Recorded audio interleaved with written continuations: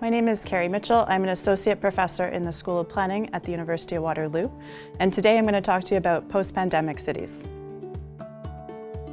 So there's been a lot of talk about building back better after COVID-19. But what does that actually look like in practice? My work has been, over the last couple of years, on a concept called urban resilience. Historically, urban resilience has been thought of as bouncing back to an old normal, what was before. A lot of people talk about COVID and say, I wish I could go back to normal. However, there's also another interpretation of resilience, and that's bouncing forward, transforming into something else, ideally something better.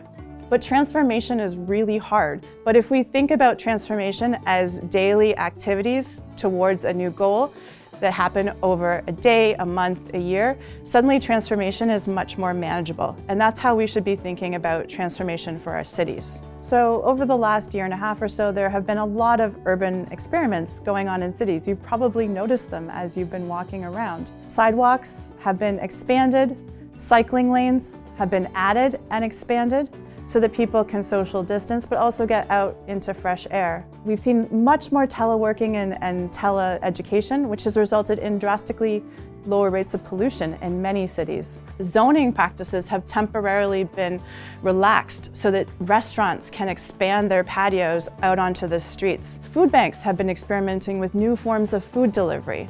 All of these things happened because we were forced to experiment in our cities. But, and there's a big but, when we are working on experimentation in cities, we're really working with people's lives and livelihoods. So it's critical to ask questions about who gains and who loses from this type of planning.